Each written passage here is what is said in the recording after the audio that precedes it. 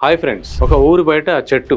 ఆ చెట్టు కింద ఒక రంధ్రంలో ఎలుక నివసిస్తుంది. ఆ ఎలుక బయటకు వచ్చి దాని ఆహారాన్ని తిందాము అని చెప్పి బయటకు వచ్చినప్పుడల్లా ఆ చుట్టూ ఉండే పిల్లుల్ని చూసుకుంటూ అది భయపడి బయటకు వస్తుంది, లోపలికి వెళ్తుంది, బయటకు వస్తుంది, లోపలికి వెళ్తుంది.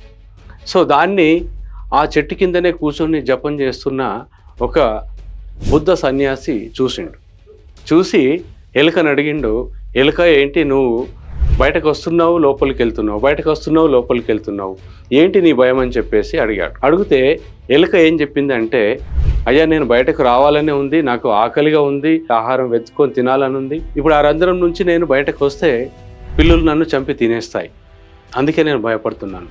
అందుకే నా రంధ్రం నుంచి నేను బయటకు రాలేకపోతున్నాను.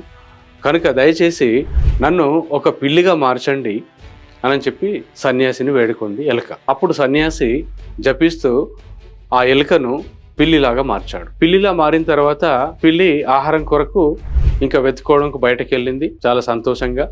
అప్పుడు ఆ ఆహారం కొరకు వెతుకున్న సమయంలో కుక్కలన్నీ దీన్ని వెంబడించినాయి, దీన్ని వెంటబడ్డాయి, దీన్ని కూడా చంపి తింటామని చెప్పేసి. వాటికి కూడా ఆహారం కావాలి కదా. అప్పుడు మళ్ళీ పిల్లి తిరిగి మళ్ళీ చెట్టు కిందికి వచ్చి సన్యాసిని అడుగుతుంది, అయ్యా నా పైన కుక్కలు దాడి చేస్తున్నాయి, నాకు పిల్లిలా కూడా బ్రతకాలని లేదు, చాలా భయం వేస్తుంది కుక్కల వల్ల, కాబట్టి నన్ను కుక్కలాగా మార్చు అని చెప్పేసి మళ్ళీ సన్యాసిని వేడుకున్నాను. సన్యాసి దానిపైన మళ్ళీ జాలిపడి సరే అని చెప్పేసి ఆ పిల్లిని కుక్కలాగా మార్చింది. కుక్కగా మారిన తర్వాత అది కూడా సంతోషంగా ఆహారం వెతుక్కోవడం కొరకు బయటకు వెళ్ళింది.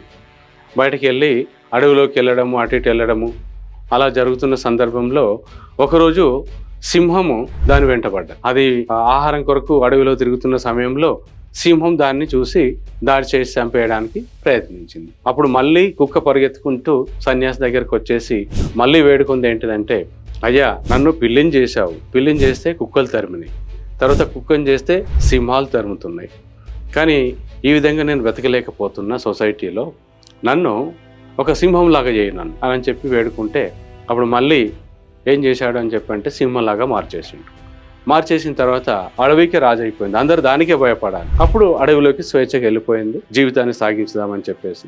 కానీ అడవిలో స్వేచ్ఛగా తిరగలేకపోతుంది. ఎందుకు అని చెప్పంటే ఆ సింహాన్ని వేటాడి బోన్లో బంధించే వాళ్ళు కూడా దాన్ని వెంబడిస్తున్నారు. సింహం భయపడుతూ ఆ అడవిలో తిరగలేకపోయింది. అప్పుడు మళ్ళీ ఆ సింహం కూడా వచ్చేసి సన్యాసిని అడిగింది, అయ్యా నన్ను అడవిలోకి పంపించినావు, నేను అడవిలో ఆహారాన్ని వెతుకుంటూ బాగా హ్యాపీగా బ్రతుకుదాం అనుకున్నా, కానీ వేటగాళ్ళు నన్ను వెంటాడి తుపాకులతో కాల్చుతూ బాణాలతో నన్ను చంపేయాలని చెప్పేసి చూస్తున్నారు. నేను ఎప్పుడు భయపడుతూ బ్రతుకుతున్నాను, కాబట్టి దయచేసి నాకు భయం లేకుండా నన్ను ఒక మనిషిని చేయండి, అప్పుడు నేను సంతోషంగా జీవిస్తాను అని సన్యాసి వైపు మొరబెట్టింది.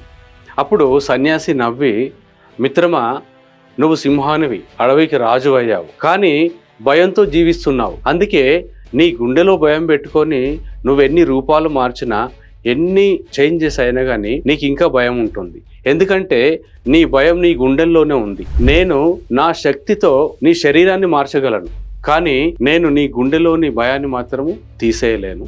నీ హృదయం ఎల్లప్పుడూ నీకు అండగా ఉంటుంది. సో మీలో ఉన్న ఈ భయాన్ని అధిగమించాలనుకుంటే జీవితం అంతా భయంతో బ్రతకడమే ఉంటుంది తప్ప ఇంకా ఎక్కడ కూడా సంతోషం అనేది ఉండదు. సన్యాసి మాటలు విన్న ఎలుక తన భయాన్ని అదుపు చేసుకోనంత వరకు భయం తనలో ఉంటుందని అర్థం చేసుకుంది. అప్పుడు జీవితాంతం భయపడుతూనే ఉంటారు మరియు సహచరుడిగా ఉంటారు. భయం లేకుండా జీవించడానికి తనను తాను మార్చుకోవాలని నిర్ణయించుకోండి. మన జీవితంలో మనం చూస్తే ఇలాంటి వారు ఎంతో మంది ఉంటారు. సో ఎప్పుడు ఏదో ఒక సంవత్సరంలో ఒక విద్యార్థి కానివ్వండి పరీక్షలకు భయపడతాడు, ఒక ఎంప్లాయీ కానివ్వండి తన హెడ్ ఆఫ్ ద డిపార్ట్మెంట్ మేనేజర్కు భయపడతారు.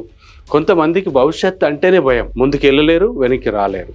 ఎగ్జామ్ అంటే భయం, ఉద్యోగం అంటే భయం, ప్రతి ఒక్క దాంట్లో భయపడుతూ వాళ్ళు చాలా నష్టపోతుంటారు. ప్రతి వ్యక్తి జీవితంలో ఏదో ఒక భయాన్ని మోస్తూనే ఉంటాడు. జీవితంలో విజయం సాధించిన వారు కూడా ఎప్పుడో ఒకప్పుడు భయపడతారు, కానీ ఆ భయం మనల్ని డామినేట్ చేస్తుంది. భయాన్ని ఎదుర్కొంటారు మరియు అందుకే వారు విజయవంతం అవుతారు. భయం అనేది మనల్ని ఎప్పుడు గోల్స్ అచీవ్ అవ్వడానికి తోడ్పడదు, ఒక వ్యాధి లాంటిది అది. ఎందుకంటే భయం కారణంగా మన నిర్ణయాలను మార్చుకుంటాము, కానీ లేదా మనల్ని మనం మార్చుకుంటాం. కాబట్టి మీరు మీ జీవితంలో ముందుకు సాగాలనుకుంటే అప్పుడు మీకు మీ భయాన్ని జయించడానికి శక్తి పెంచుకోండి. ఇలాంటి మరెన్నో వీడియోల కొరకు నేను మీ Lakshmi Kompalli corporate growth coach. నా ఛానల్ని సబ్స్క్రైబ్ చేయండి.